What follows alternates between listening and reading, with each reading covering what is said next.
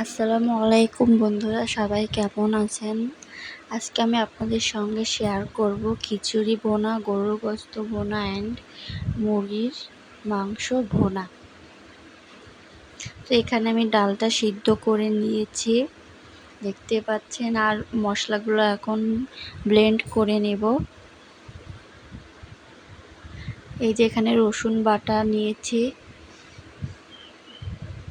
এখানে আছে মরিচ বাটা অ্যান্ড পেঁয়াজ, আর একটা গরম মশলার প্যাকেট নিয়ে নিয়েছি।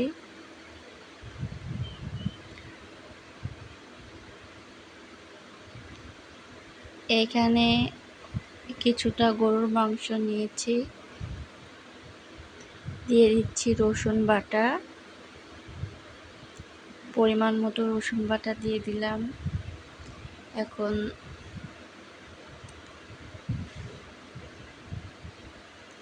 দিয়ে দিচ্ছি শুকনা মরিচ বাটা,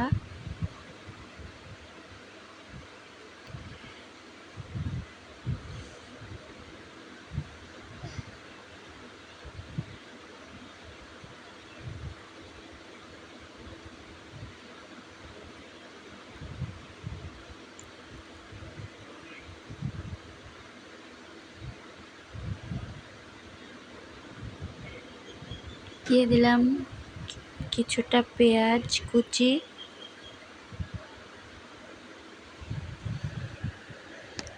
হলুদ গুঁড়ো,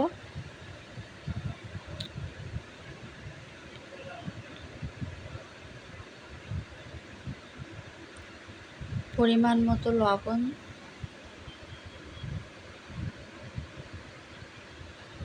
ভালো করে মশলাটা মাংসের সঙ্গে মিশিয়ে নেব, যাতে মশলাটা মাংসের ভেতর ঢুকে যায়।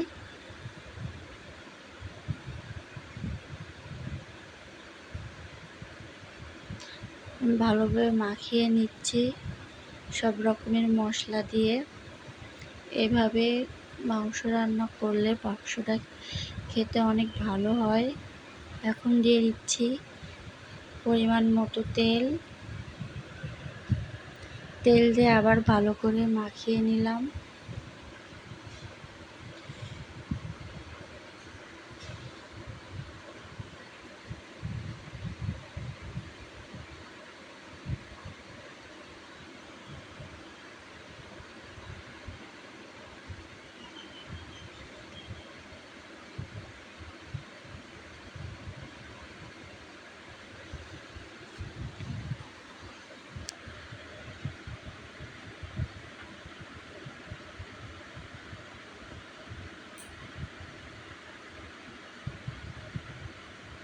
এখানে কিন্তু আমি কোনো পানি দেইনি, এই মাংসটা থেকে এমনি পানি বের হবে।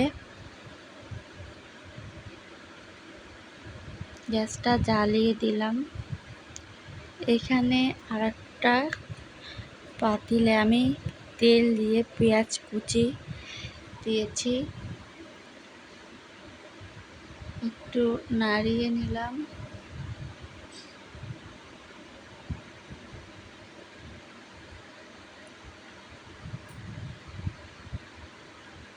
এখন দিয়ে দিচ্ছি পরিমাণ মতো রসুন বাটা,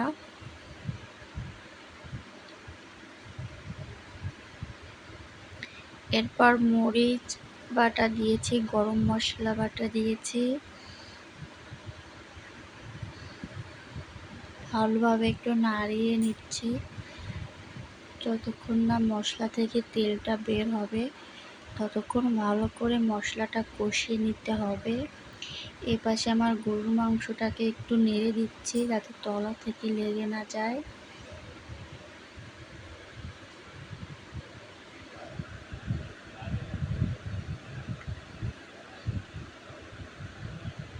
ভালোভাবে কষিয়ে নিতে হবে মাংসটাকে। মাংস যত বেশি টাইম নিয়ে কষাবেন, খেতে কিন্তু তত বেশি ভালো লাগবে। এদিকে আমার মশলাটা প্রায় কষা কষা হয়ে আসছে, দেখুন মশলার উপরে তেল ভেসে উঠেছে। এখানে আমি খিচুড়ি রান্না করব, তাই মশলাটা একটু কষিয়ে নিচ্ছি।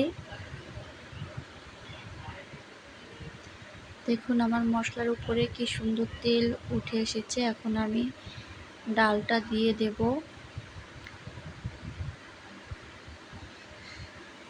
আমি ডাল দিয়ে কিছুক্ষণ আবার কষিয়ে নেব, যাতে মশলা থেকে কোনো কাঁচা ঘ্রাণ না বের হয়। ভালোভাবে কষিয়ে নিতে হবে।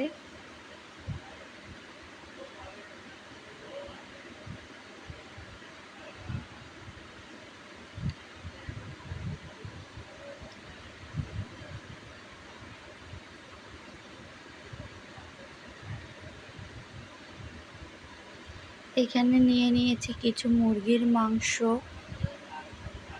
আজকে 2 পদের মাংস রান্না করছি। এই মুরগি মাংসের ভিতর সব ধরনের মশলা দিয়ে দিয়েছি। এখন ভালো করে মাখিয়ে নিচ্ছে। ভালোভাবে মাখিয়ে কিছুক্ষণ রেস্টে রেখে দেব, তাহলে মশলাটা মাংসের ভিতর সুন্দরভাবে মিক্সড হয়ে যাবে।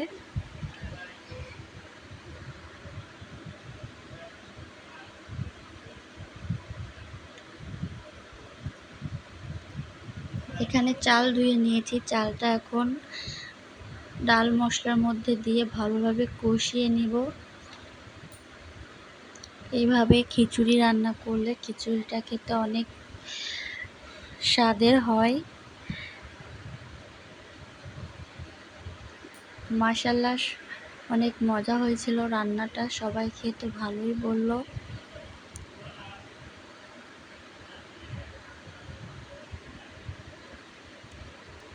কিছুক্ষণ ভালো করে কষিয়ে নেব। এদিকে আমার গরুর মাংসটা প্রায় হয়ে আসছে। গরুর মাংসটা একটু ভুনা ভুনা রাখবো, বেশি ঝোল রাখবো না। এটা আমার বাবার জন্য রান্না করছি, আমার বাবা খাবে।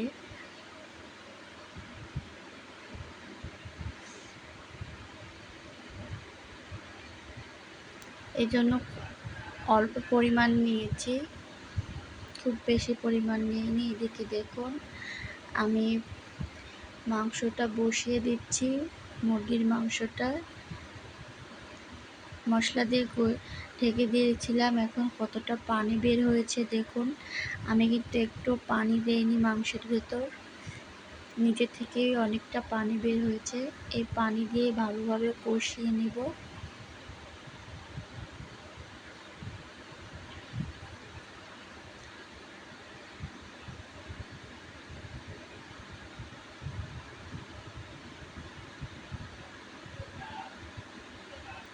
আবারও ঢাকনা সরিয়ে একটু কষিয়ে নিচ্ছি, যাতে তলা থেকে লেগে না যায়। ভালো করে নাড়িয়ে দিতে হবে।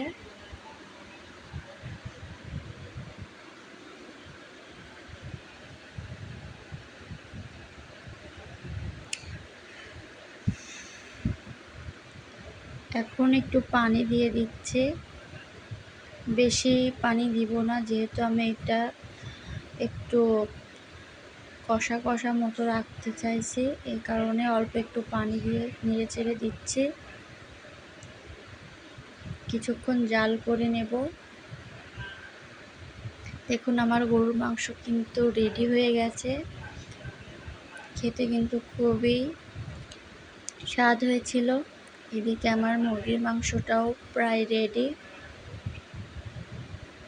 হয়ে এসেছে।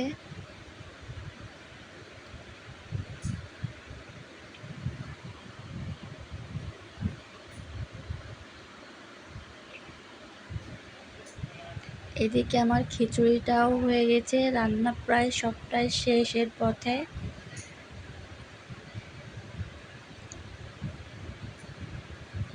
সবাই আমাকে একটু ফলো করেন, আমার সাথে থাকেন, একটু লাইক দিন, কমেন্ট করেন ভিডিওটা কেমন লাগলো। যেহেতু আমি প্রথম ভিডিও বানাচ্ছি, জানি না কেমন হবে ভিডিওটা।